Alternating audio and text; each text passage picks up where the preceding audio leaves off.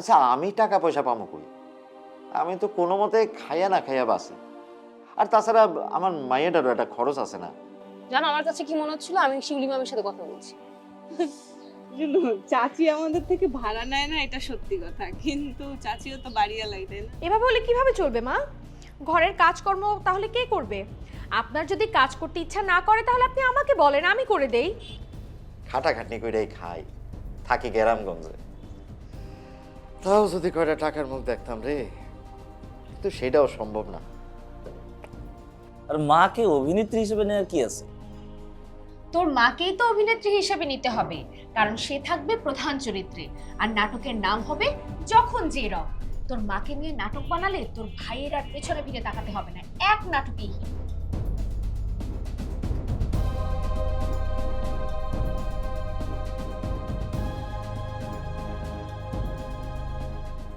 কিরে, সারাদিন কোথায় ছিলি? ছিলাম। এই তুই বাইরে কেন, ভেতরে আয়। আসসালামু আলাইকুম। বাহ, দেখতে তো ভীষণ সুইট। কিরে, তোর যে গার্লফ্রেন্ড আছে আমাকে তো জানাসনি। আম্মু, ও আমার গার্লফ্রেন্ড না, ও ফিদা। ফ্রিদা? মানে?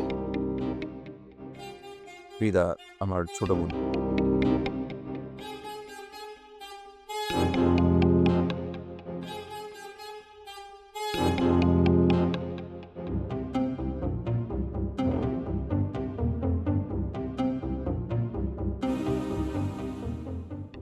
বল, কি বস?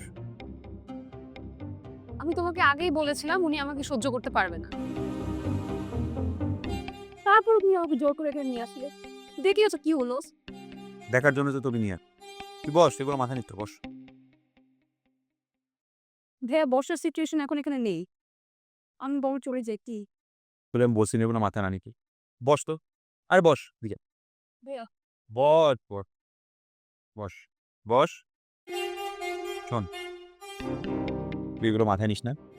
তুই সারাদিন অনেক ঘোরাঘুরি করছিস, ফ্রেশ হবি, খাবি, এরপর না হয় আমি নিজে তোকে বাসা দিয়ে আসবো। ওকে বল, না ভাবিস না আর ভেতর থেকে।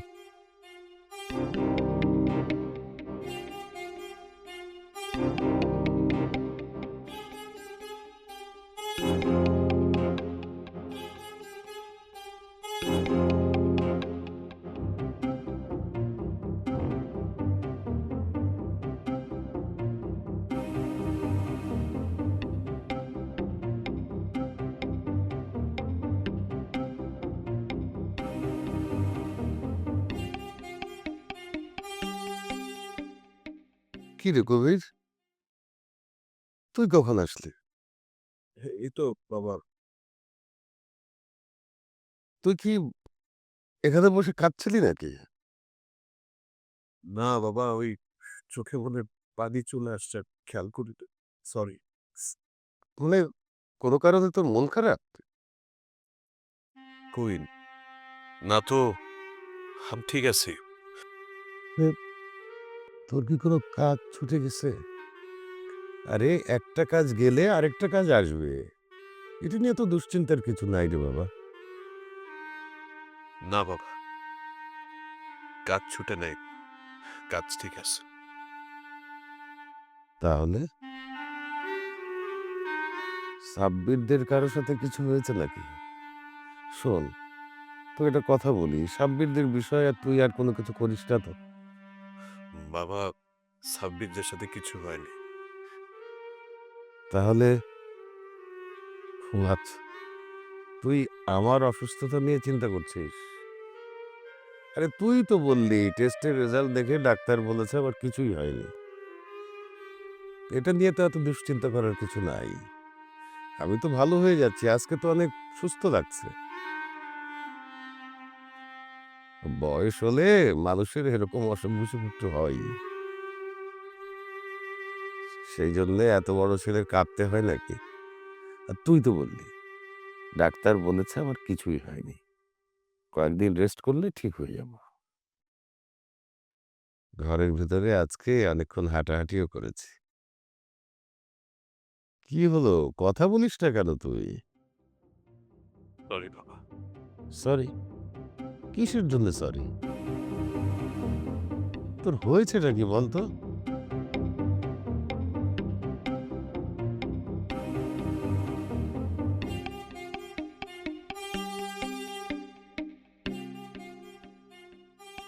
এই তুই কই যাচ্ছিস?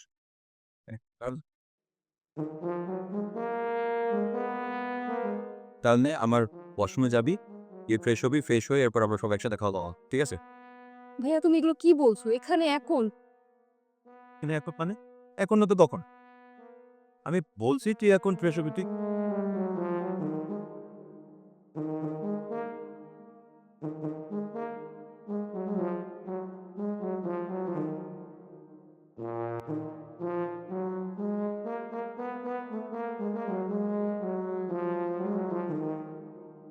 ভাই, আমার ফেস ওয়াশ লাগবে না, আমি এখান থেকে চলে যাই। তুই কিসের চলে যাবি তুই?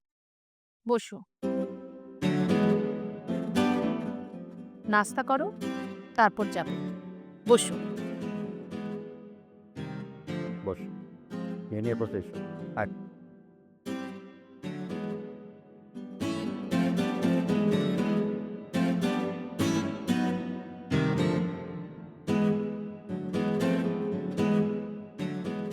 শোনো মেয়ে, তোমার সাথে আমার কোনো রাগ, অভিমান, ক্ষোভ কিছুই নেই, থাকার কথাও না, কারণ তুমি আমার কেউ না। তুমি আমার কোনো ক্ষতি করনি, যা করেছে তোমার মা। I am sorry, I am really sorry. তুমি সরি হওয়ার তো কিছু নেই, তুমি কেন সরি হচ্ছ?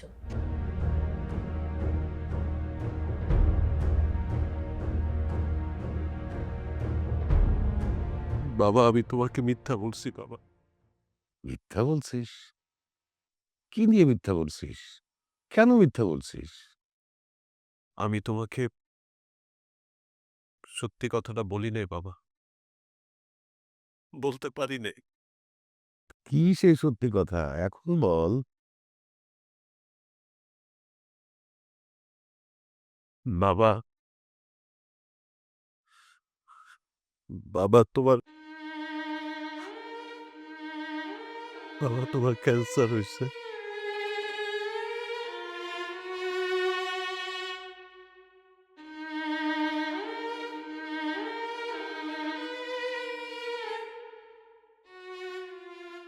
কি বললি?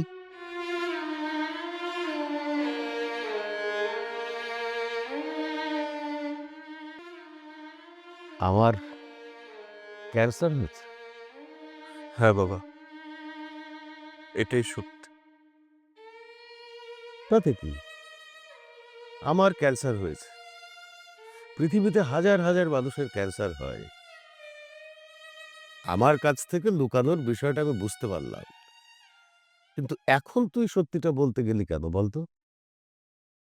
বাবা আমি ভাবছিলাম তোমার চিকিৎসার টাকা আমরা ম্যানেজ করে ফেলতে পারবো, কিন্তু এখন বুঝতেছি সেটা হবে না। না হলে হবে না। তুই কান্না থামাতো। তোকে তো আমি এত দুর্বল করে মানুষ করিনি।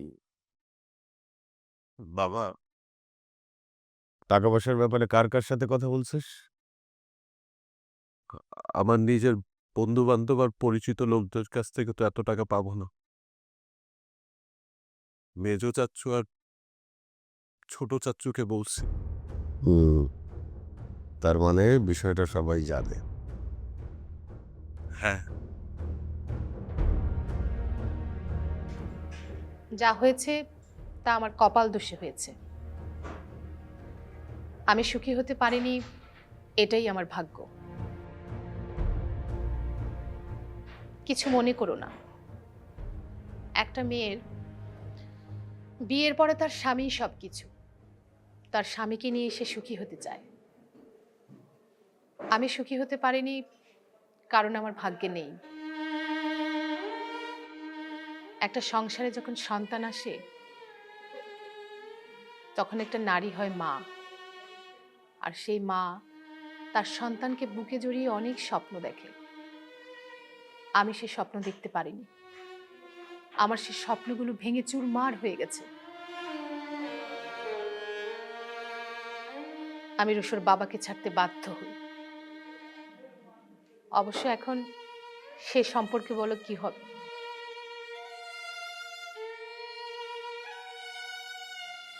সে মরে গিয়ে তো বেঁচেই গেছে। যে আর পৃথিবীতে নেই তাকে নিয়ে অভিযোগ করার কোনো মানেই হয় না।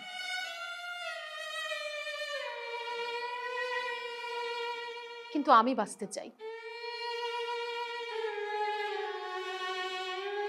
আমি আমার সন্তানকে নিয়ে একসাথে বাঁচতে চাই। অথচ দেখো, তোমাদের কারণে রুশো আমার সাথে আমেরিকা যেতে চাইছে না। তোমরা কোথায় থাকবে, কি করবে, কি না করবে তা নিয়ে তার কোনো চিন্তার শেষ নেই। তোমাদের কারণেই আজ মা ছেলের সম্পর্কের মধ্যে অশান্তি হচ্ছে। মা আপনি খবরদার, খবরদার মেয়ে, আমাকে তুমি মা বলে ডাকবেন না। আমি তোমার মা না তুমি আমার মেয়ে। রোশো কাকে বোন ভাবলো তাতে আমার কিচ্ছু যায় আসে না।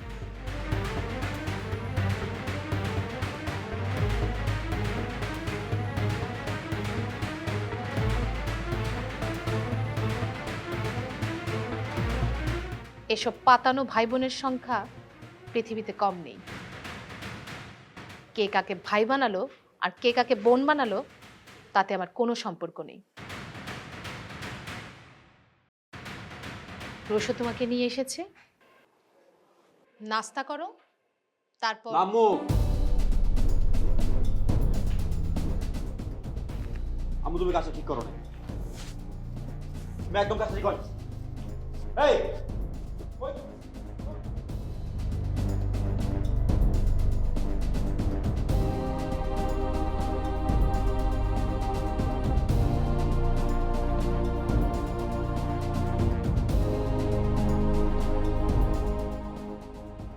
জাফরকে কোথায় পেলি? ও আসছে নাকি? হ্যাঁ, মেজো চাচ্চুর অফিসে দেখা হয়েছে, তুমি নাকি আসতে বলছি না।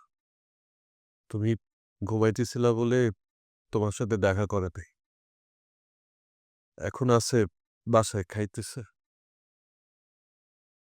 তো সব শুনে ওরা কি বললো?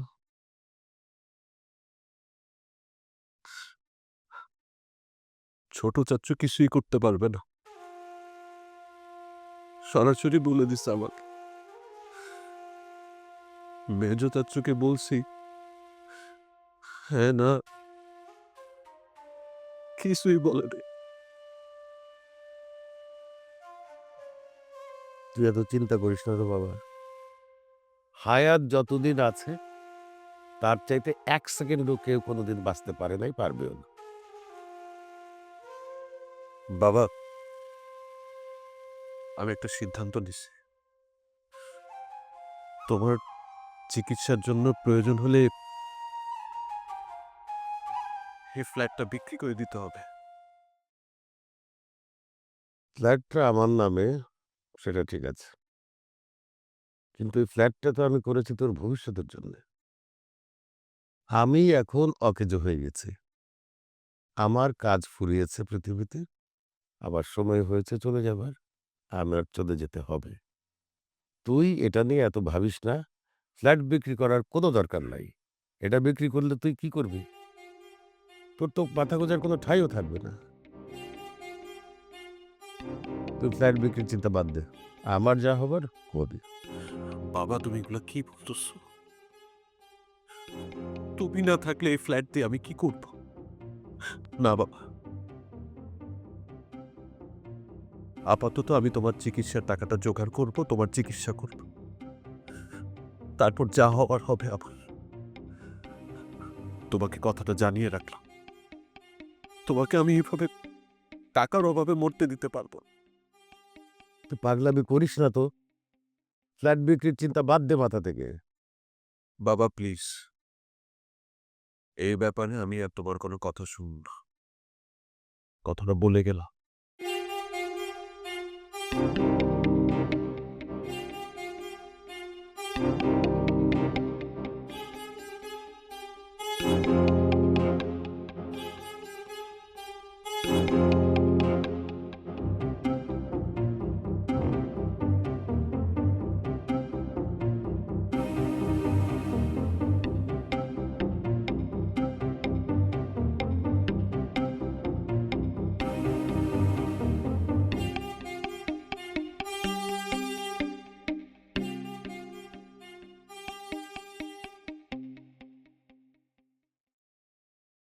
তুই তুই ওকে কি করে নিয়ে আসলি? তোর এত সাহস করলো কি করে? সাহস মানে? আর ওকে মানে কি? হ্যাঁ, ও আমার বোন। ওকে আনতে আমার সাহস কেন লাগে? সাহস কেন লাগে আমার? ও তোর বোন হতে পারে, আবার কেউ না। তোমার কেউ না। আমার বোন হলে ও তোমার কেউ না। আম্মু, ও আমার বোন। ওর সাথে তুমি যে আচরণটা করছো ওটা একদমই ঠিক করো নাই। আমি কেমন আচরণ করতে হবে তা আমাকে তুই বলে দিবি? অবশ্যই আমি বলে দিব। একটা মানুষের সাথে মানুষের মতো আচরণ করতে হয়। আরে ও তো আমার রক্ত। ওর সাথে আমার রক্তের সম্পর্ক। একটা মানুষ বাসায় আসছে, তুমি ওর সাথে মানুষের মতো আচরণ করো নাই। ওর সাথে একটা গেস্ট যেরকম বাসায় আসে সেরকম তুমি আচরণ করো নাই। এটা কি করছো? আমি চেষ্টা করেছিলাম, কিন্তু ওর মুখে তোর বাবার ছবি ফুটে উঠেছিল। আমার প্রতি তোর বাবার করা অন্যায়গুলো আমার বারবার সামনে আসছিল। আমি আমি আমি সহ্য করতে পারিনি। তুমি সহ্য করতে পারো না। আম্মু, আমার বাবা তোমার প্রতি কি অন্যায় করেছে, তুমি আমার বাবার প্রতি কি অন্যায় করেছো, এটা তোমাদের একান্তই ব্যক্তিগত বিষয়। এর শাস্তি ফিদা পেতে পারে না।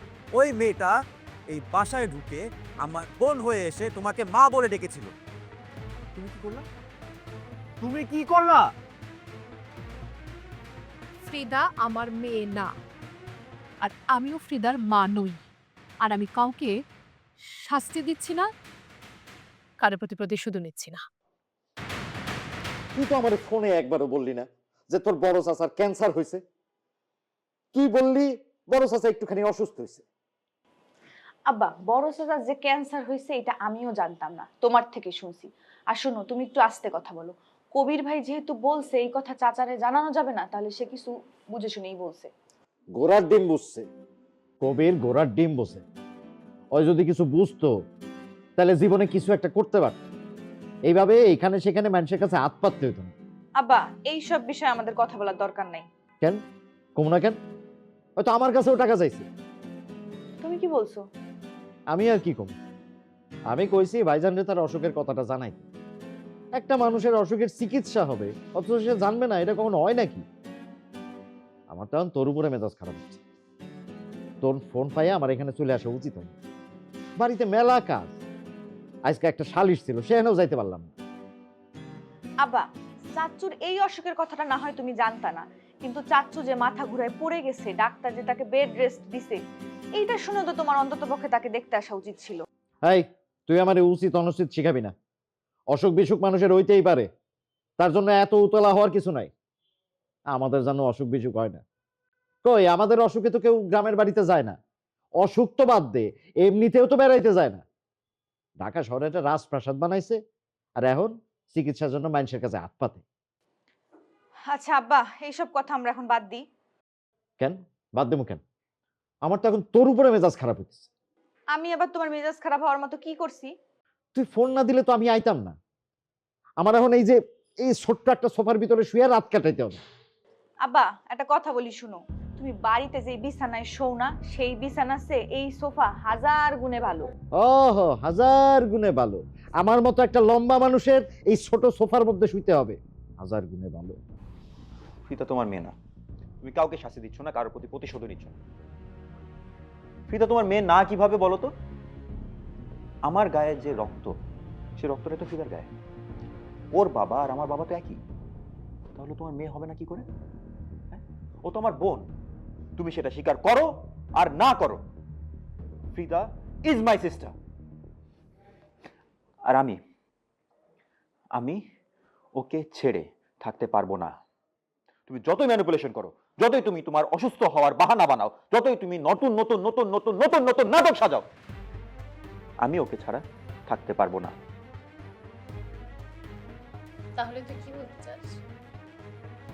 আমি আমি কি করব? তুমি কি করবা মানে? আমি কার সাথে থাকবো? তুমি কার সাথে থাকবা? তুমি কি করবা? শোনো, আমার ফাইনাল ডিসিশন শোনো। আমি তোমার সাথে থাকতে পারবো না।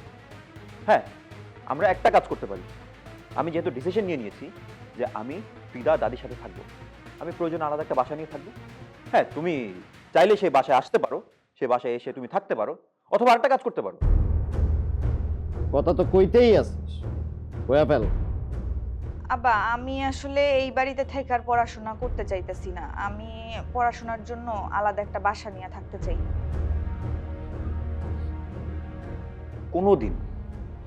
কোনোদিন তোমার মুখ আর আমাকে দেখাবো না। আমি পাগল হয়েছি। ঘর থেকে একটু ওয়াশরুমে যেতেই এমন অস্থির লাগে, ভয় লাগে। আর তোর সাথে আমি রিক্সায় ঘুরবো। আর জাফর এত বড় নিমক হারাম মুখের উপরে বলে দিল সে কিছুই করতে পারবে না। উনি মুরব্বী মানুষ, ওনারা তো আর কিছু কইতে পারি না। শোনো ভাবি, এগুলা হইলো আমাদের ওই সম্পত্তিতে ভাগ বসানোর পায় তারা, এদের কোনোভাবে পাত্তা দিও না।